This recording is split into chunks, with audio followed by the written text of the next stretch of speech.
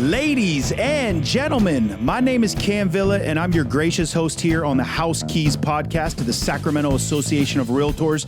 Today, we got a great episode, an episode in the making. We have a special guest, Mr. Dirk Killingsworth with Zillow. Dirk, welcome to the show. Thanks for having me on, Cam. Man, I am really excited. You and I have had the opportunity to talk over these last couple weeks. Like I said, this has been an episode that we have planned, and I'm just excited that you took time out of your day to be here. So thank you so much, sir. I appreciate you inviting me to be on, and it's always fun to get back up to Sacramento. I love it. Now, Dirk, you're the current director of industry affairs for Zillow on the West Coast. Can you tell our listeners what that position entails? Yeah, it's always been funny kind of explaining what I do. Our team is kind of a liaison between the industry and Zillow. We go out, we talk to associations, MLSs, organizations, and members throughout the country. And sometimes it's to correct problems that they're having, either with the MLS or explain what Zillow is doing. Sometimes we do stuff, shockingly, that the industry doesn't love. Yeah. And we have to go out and explain why we're doing things. And so that's part of it. We build relationships with the associations and MLSs and brokers and agents and stuff, so that if they have an issue or a question, they can come to one of us to help them. Absolutely. Now, you've been with Zillow over 8 years, so I'm sure when you walk into these rooms with realtors, sometimes you probably don't know what you're going to get, or are you hearing the same questions that they're asking all over the United States? It's interesting. 8 years ago, walk into rooms, sometimes it was a little uncomfortable because people didn't have didn't really love what Zillow was doing. And now it's kind of mixed. We do hear the same questions come up a lot. Probably the biggest one is they want to voice their displeasure about our Zestimate, our automated valuation model that other companies have too, but we get picked on from ours. And what Zillow is doing, we don't like what you're doing. Enter X in whatever it is we're doing. So we do have a lot of great relationships, though. A lot of the associations and MLSs understand what we're doing. They get it. Some still keep us at arm's length, but yeah, it has changed. It's gotten better. Wow. Now, in your own words, what is Zillow? Yeah, that's a very interesting question, because the industry has one opinion of what we are. Won't go directly into that. But when I started thinking about that, what is Zillow? The first thing that came to mind to me was Zillow's a tool. And when it started off, the tool was the Zestimate, basically a price on every rooftop. Over time, it's now like a multi-tool. So we not only have our Premier Agent platform that people can advertise with Zillow and get leads. We also have mortgage. We also have a bunch of research. We have teams of data analysts, economists, and they are putting information on our site for consumers to use. And the consumers can use Zillow to learn about real estate, learn about what's in the market, find out how much they can afford. We have a new tool called Buyability. They can go on there and find out how much home they can afford. But it's also a tool for agents. Agents can use it if they want to use it for marketing. Great. We're happy to have you as a partner. But if you just want to do some research, we have a link on our page. You scroll all the way to the bottom and it says research. Click on that. We've got data from Ace Schiller. We have our own reports. We hire like Harris Poll to do information for us. And there's a lot of tools there that agents and brokers can use to learn themselves, but also articles and blogs that they can send to their customers. Yeah. There's one-click links on that. You can send it to LinkedIn, Facebook, Pinterest, X. I'll always call it Twitter. And you can just send it out there, or you can send a link to somebody. So if you can't think of a marketing piece to send to your database, we've got a ton of articles that you can send out. It seems that your array of tools, someone can look at it and say, well, I just need a hammer. But when you dig deeper, it's all the tools are available for them. And it sounds like we all get better by using those tools. Yeah, we're using those tools, the data analysts, the economists, et cetera, to make our business better. But it can also make other people's business better. And we share that. We don't have it walled off that only we can use. We put it out there so other people can look at it and use it. Again, consumers can use it to learn about the market, learn about real estate, and agents and brokers can use it to help generate business. We got a free profile you can put on Zillow, things like that. But, with consumers, them using it, when they show up to work with an agent, which our data shows that over 85% of sellers and 75% of buyers still use an agent, and that number just keeps going up, but they show up educated. Yeah. So it's probably going to take them less time to transact because the agents and brokers don't have to educate them. They're already know houses, know how much they can afford, which neighborhoods they want to live in. I like the fact that Zillow is like a micro and a macro, right? So it's like a singular home buyer or seller can go and look at a specific address, but a real estate or a realtor can go and look at an entire community, neighborhood, city, and draw data from that information.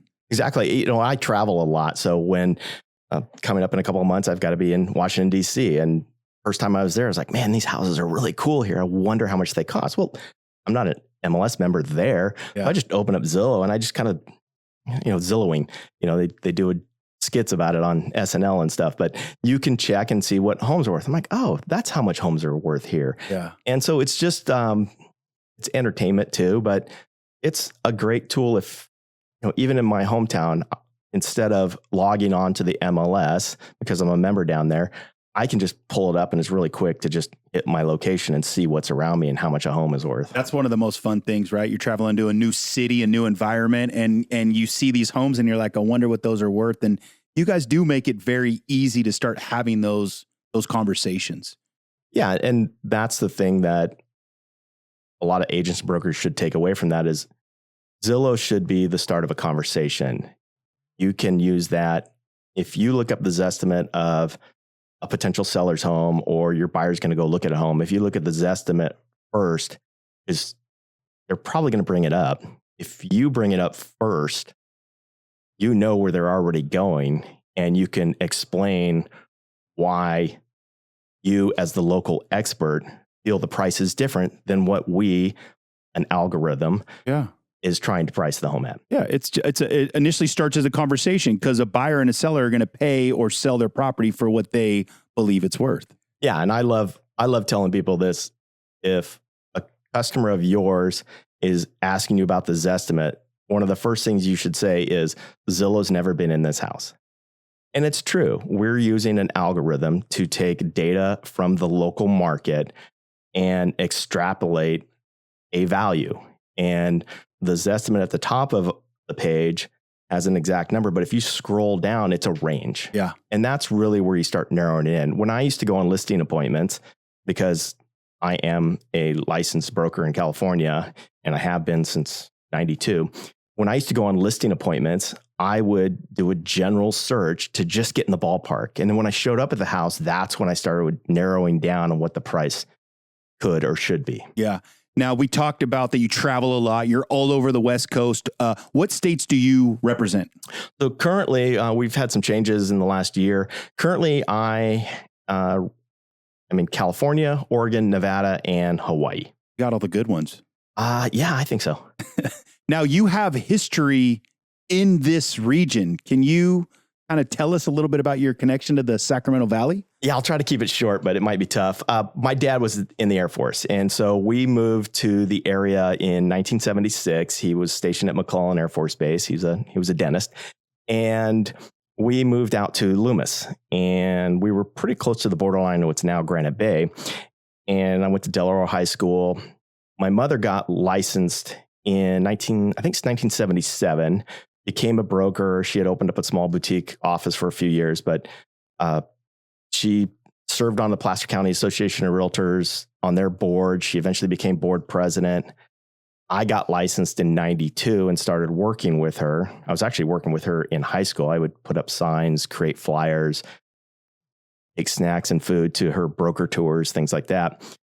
Once I got licensed in 92, we started working together and we sold tract homes, custom homes, land, horse property, commercial property, mobile homes. I've been on more home inspections, pest inspections, septic inspections, well inspections than I care to even go through. Yeah. So absolutely. So real estate for you is obviously generational, and that's kind of seeing your mom. That's kind of what put the drive into you. Yeah. To do the same. She's going to be 86. And I think she still does 4 or 5 transactions a year, past clients and referrals from her past clients. Wow. It's her travel fund money. That's a great story. I like that.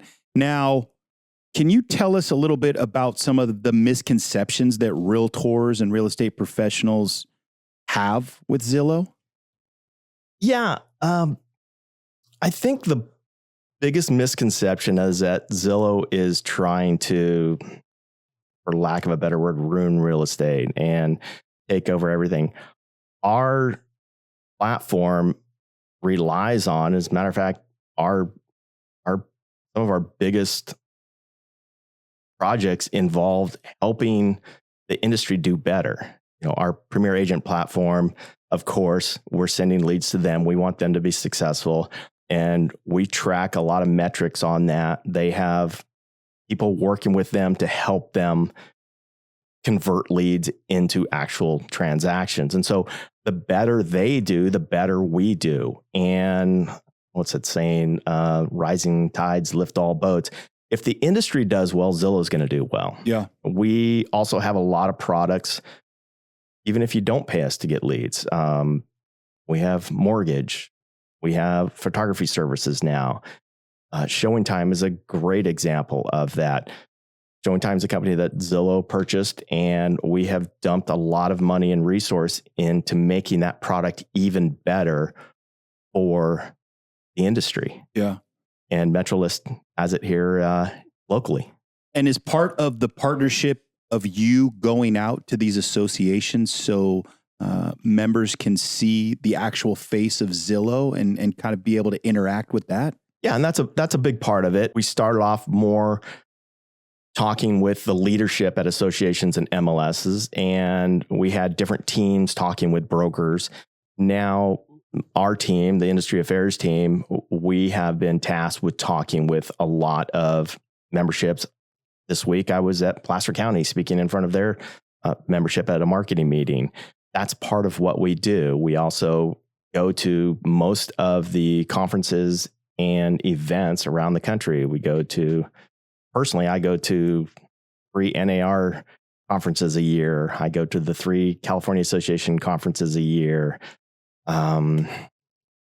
We have teams that are going to RESO and CMLS. Yeah. So Inman events. So we're going to these events so that we can build relationships and talk to the industry. I think that says a lot. I mean, if you were against the industry in any way, you would not be showing up to these events ready to go. I mean, I think that does say a lot. Yeah, we have employees. A lot of us are brokers or have been agents. So we're members of the local associations and MLSs.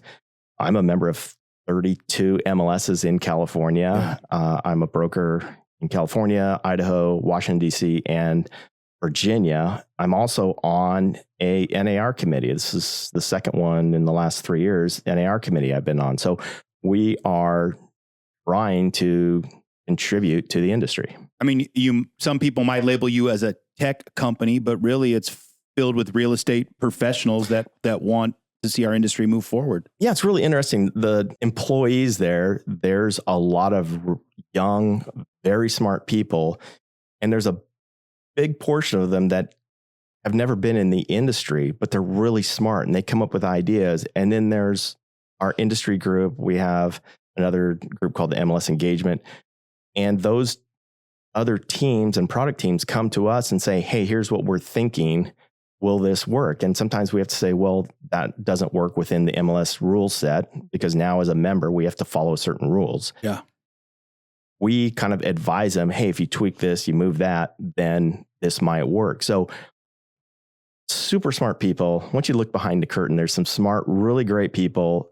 Some of them just don't understand the industry. And that's why there's a lot of us on these teams that have run MLSs, run associations, been brokers, been around the industry working for different vendors. We've been around for years. I don't even know how many years of experience our team has, but it sounds like a great environment, because obviously when you're around all real estate professionals, you're thinking the same thing, probably same with the tech guys, but then you get to interact with each other and come up with all these new and great ideas. It sounds like a great match. Yeah, I think our team we have internal and external customers is the way I like to put it. You know, the internal customers are these product teams, and, you know, like our rentals team, they come to us and ask us to help them do something or ask us questions about the industry. And then we have the external customers or partners, which includes associations, MLSs, brokers, and agents. Why is it so important that Zillow has great cooperation with the MLS? Yeah. When I first started with Zillow 8 years ago, we were on what was called a syndication agreement. So we would go out to the MLSs and try to get a data feed from them. And the rules we had to follow was basically whatever was in that contract. Now that we've joined these MLSs as a member, as a broker, we have to follow the IDX rules. So having that collaboration with the MLSs allows us to have the conversation saying, hey, we want to do this. And they look at the rules and say, well, that doesn't fit compliance. You have to do it this way. But it allows us to have those conversations. You know, if you're not talking, you can't understand each other. You don't know how or why somebody is doing something. So with us having these relationships, we're able to have open communication. And instead of it just going to a straight no, you say, look, here's what we're trying to do. Here's how we're doing. Here's how we feel it fits within the rules. And they could explain, well, it doesn't for these reasons. Yeah. But it allows that communication. And so there's a lot of associations, executives, MLS executives, they have our cell phone numbers. They can just call us anytime saying, hey, what's going on with this? Or we're having a problem. Mm-hmm. A couple of years ago, there was an issue with one of the MLS systems where, I remember if it got hacked or it went down. At any rate, we had conversations with these MLSs that says, how can we help? And we actually had people manually changing prices on listings that were on Zillow to help those members at that time, because the MLS system, they couldn't add listings, they couldn't change listings. And so we were in communication, helping them to do these price changes on the fly. Well, it sounds like the partnership allows for fair housing, right? It allows clients to be able to access information appropriately, because not all of us can access the MLS just by logging in. Yeah, and that's the consumer is a huge part of Zillow's, goals and our focus. And, we want to do what's right for them. Basically, we want to help them get into housing, whether it's buy a house, sell a house to buy a new house. It's, they're on this home ownership journey or this housing journey, and we're trying to help them every step of the way, whether it's somebody who's trying to find their first rental. And once they're a renter and then they're like, well, now I want to buy, we're trying to help them on that process. Yeah. And so if we can help more people get into the real estate market, that's just going to help the industry. Absolutely. There's more people who are transacting either leases, purchases, property management, selling, what have you. It helps everybody. Yeah. Now, from my regional perspective, I see like realtors and lenders, we're always going out of our way to differentiate ourselves, say we have a different setup. But the government in Washington, D.C., they're looking at us all under the same umbrella.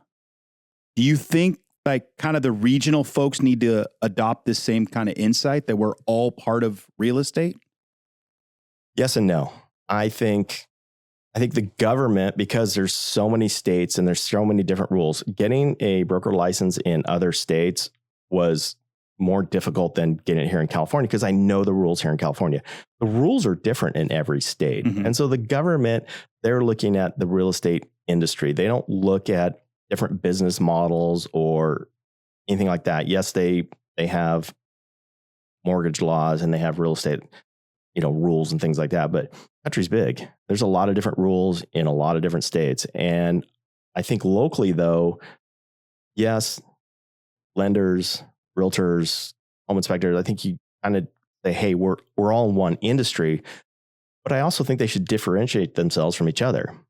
If we're all the same, one, how boring would that be? Mm-hmm. And two, how would a consumer pick the agent they want to work with? Yeah. Yeah. I mean, sitting in an office next to somebody, your businesses can be very different, the way you transact.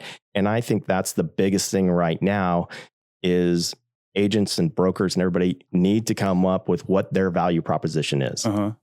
And especially in light of the NAR settlement and everything, understanding and getting a script is super important about how you are different than somebody else. Yeah. I've always hated scripts. I never wrote them down. But then I started realizing as I'm talking to my clients, I had scripts. I just internalized them. I just never wrote them down. But knowing your value proposition and what you do and how you help clients different than somebody else, I think is very important. Well, it's just like the same way they access your site, right? They might not be there for the value. They may be there for the data or the opportunity to show their team, this is, we're under this premier agent and this is how we're going to work through these leads. So it makes sense. Yeah.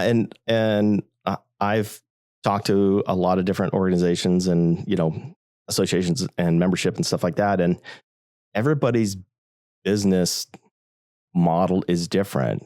We did ours repeat and referral business. 80 to 90% of our business is repeat and referral. So we were super adamant about keeping in contact with them so that when they thought real estate, they would think of us. Yeah. Somebody else might be, we had people in our office that were all about FSBOs, for sale by owner. They would go out and try to get those up and try to get those as clients. So, your model can be different. Some people, especially now, social media, that's their marketing plan. Mm-hmm. So I think you can do the business in different ways. Yeah. And you can be successful using different models. Yeah. Now, as you travel around to all these associations, do you think there's an importance for realtors and other real estate professionals to be involved in their local association? Completely. I know, NAR, people have been kind of bashing on them, but the fact of the matter is your local association is great for several reasons. One, they're a great resource.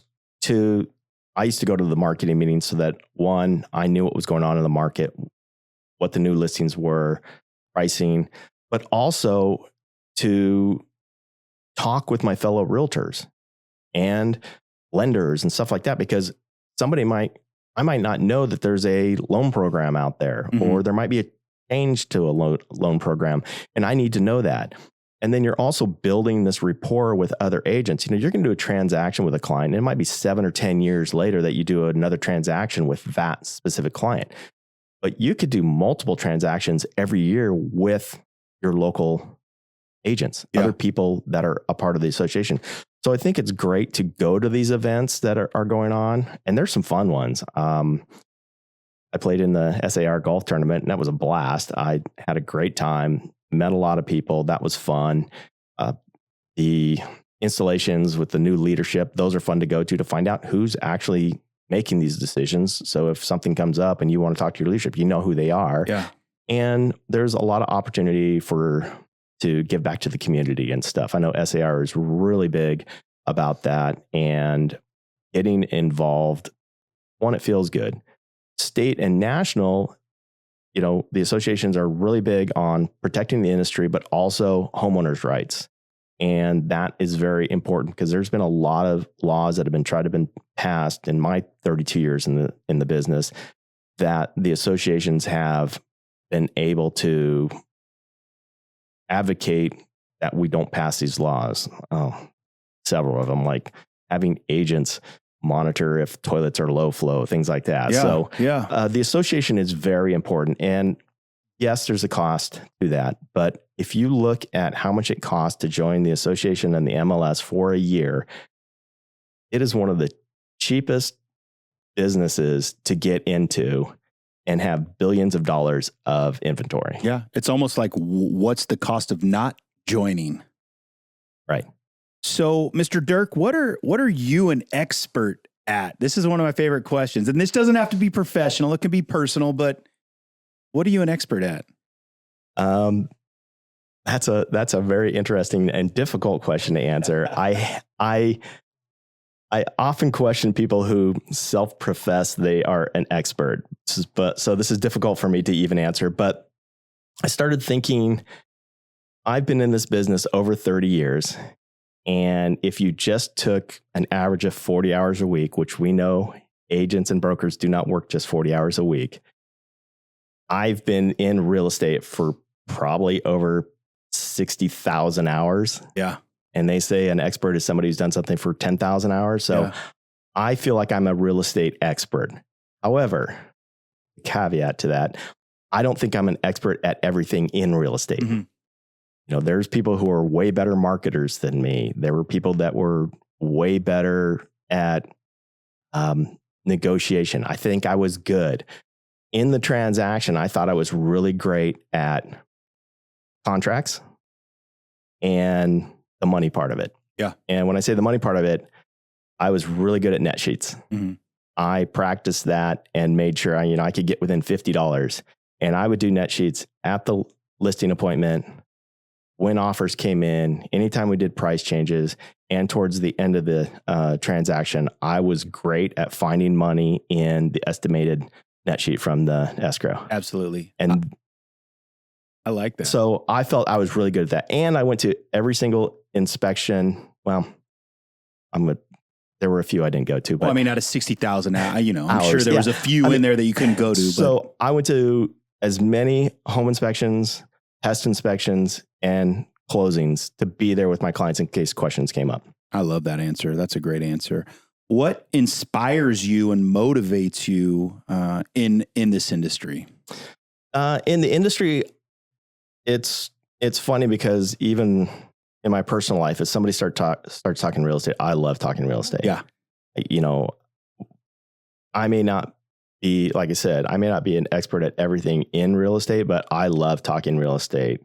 And I love talking to, the general population. And I love talking to people in the industry because even though I've been in it so long, I am still learning a ton. Yeah. I came from being a local realtor with some state knowledge to now with a national company and learning the national part of real estate, the big picture, 30,000 foot view of stuff. So I'm still learning. So I love to get into rooms with other professionals who have a different perspective. Yeah. So constantly learning what's going on in the industry and how I can be of service and help and be a resource for people. I like that because I feel like a lot of times realtors and real estate professionals are always talking the talk, and then to be able to talk with a colleague and to be able to talk to a civilian, that's a different language sometimes.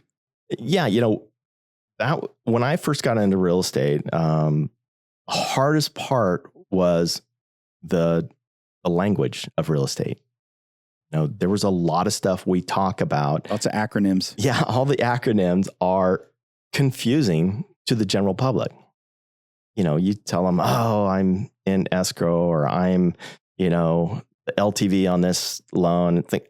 Look, we got to talk plain English to them. Yeah. Some of them know that, but you think about how many transactions a typical person does in their lifetime. It's very small. Yeah. You got people doing more in 1 month. As a real estate professional. Well, I run across these people that are always telling me, we don't know anything. And it's nice to assure them that this isn't the first time I've heard this question. And literally everyone's in that same position when they first start thinking about real estate. You can do your own real estate transaction as a consumer. Yeah. But do you want to? It's just like you can work on your own car, do the brakes on your own car. Yeah. Do you really want to? Yeah. I do my own because I just have a lot of experience with that and I save some money doing that. But do you want to work on your own car with the safety of your families involved? Uh-huh. Same thing with a real estate transaction. It's not brain surgery. Yeah. But especially in California, there's a ton of details, all the disclosures and, time frames. And it's just, especially now with a lot of the natural hazard stuff, it's crazy amount of information you need to know to do a transaction. Well, it's changed so much. I mean, I look at it as like, if it was a 68 Mustang, you could probably get under the hood with you and your grandpa, but there's no way you're opening the hood of a 2020 Mercedes Benz. Like they make sure that you can't do things like that. I have a really great story about that. My sons they like cars too and stuff. And, we have the code reader. When a check engine light pops up, you can put your code reader in and find the code. And then you Google what it means, things like that. Well, I owned a 72 Bronco for 3 years, 2.5-3 years. Well, that sounds fun. And open up the hood on that. And my oldest looked at it and he goes, how do you know what's wrong with it? Because there's no computer. Yeah. You can't plug in a computer or a code reader to find out what's wrong with it. And I had a 72 Duster when I was in high school. And I said, look, there's 3 things on an old car. It's spark, fuel, and air. Yeah. It's one of those 3 things. And so he was like, wow, I don't know how you do that. Well, I think too, as professionals get into real estate now, they don't have the luxury of you and I doing it for 20 years and doing something wrong and then learning from that mistake. That curve isn't there anymore. It's not available. They need to be able to find success now. And again, that's why like things like the association and Zillow are there to cut that curve. Yeah, I think one, learning the language of real estate. 2, finding either a mentor or at least someone you can talk to about it. And in most transactions, if there's a new agent, a new lender, a new something, there's usually other people in that transaction who have done it for years. Mm-hmm. And so a lot of transactions get completed because there are some experienced people in there. Yeah. And I think the rest of them need to take some grace and teach them. Say, hey, here's why we're doing this. Yeah. And here's where you made that mistake. I know it's frustrating because I've been in transactions with someone who dropped the ball or whatever. But I think if we take a step back and say, look, I was new at one time. I didn't know everything at one time, and help them and help promote and grow the professionalism in real estate, it's going to help everybody. Well, that's why I use a realtor or a lender. I mean, it's shared interest, right? And they're there to help. So you travel a lot, you're all over the place. Like, what do you get to do in your free time? And do you have hobbies anymore? They've changed. When I lived up here, I had a boat. So I used to love going water skiing and wakeboarding stuff on Folsom Lake or down at the river and stuff like that. Don't have the boat anymore. So I'm in Orange County now. I'm about 20 minutes from Laguna Beach. So my wife and I love going down there. We got rid of the old Bronco, have a new Bronco. So take the tops off, run down to Laguna Beach, eat at one of our favorite restaurants, go hang out down there. We love doing that. Yeah. That's fun. Matter of fact, there's a farmer's market tomorrow we're going to go to in Laguna Beach. I love the farmer's market. I do like working on cars. I like to work on my own vehicles. I still have an older 4Runner that I need to do some work on, but I've kind of been putting off. And then I did set up a golf sim in my garage. Ooh. I'm not good at golf. That's why I'm trying to get better. Yeah. So that's been fun. And I'm a big race fan. So I used to be on a regional NASCAR team up here in Northern California, but I watch NASCAR, F1, sports cars. You like to go fast. You like to drive fast. No, I don't I always try to buy 4-wheel drive vehicles so I don't drive fast, but I do indulge in a little bit of iRacing. That's online racing. Yeah. So how do you like the new Bronco in comparison to the old Bronco? I love the styling of the old Bronco. There's nothing like it. It's so cool, but it would take me an hour and a half, 2 hours to get the hard top off of it. Yeah. Or the new one, I can just take the tops off in like 3 minutes, and not the full, but just the tops over the seats. Yeah. And we got a version called a Heritage. So the new Bronco has some of those styling cues like the old one, like the white grille and the white top, things like that. But we love the new one because you can just hop in it and go. The old one, I think ours I had it up to 70 once, but it's not very comfortable. Like 60, 65 was comfortable because it was a 3-speed manual and had low gears and things like that.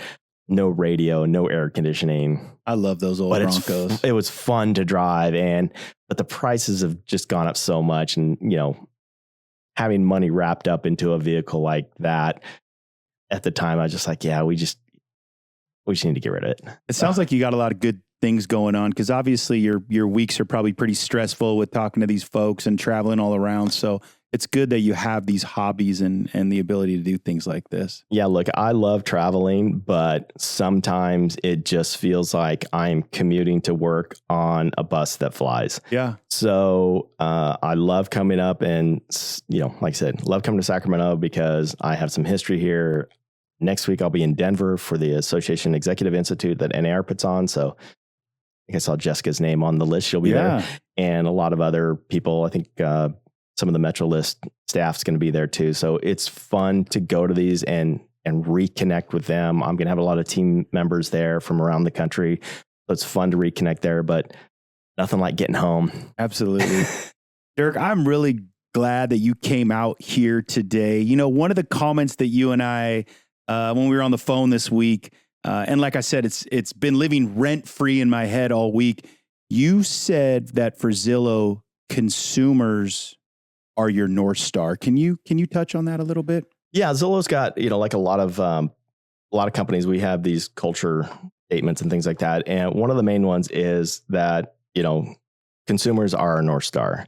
And that just means that when we make decisions, we kind of think about how that's going to affect consumers. We're trying to make the transaction easy for them. So if consumers are comfortable with the real estate process, they're going to transact more real estate, which is going to help the industry. Occasionally, us supporting the consumer first and the industry second, there's been a couple times it's been,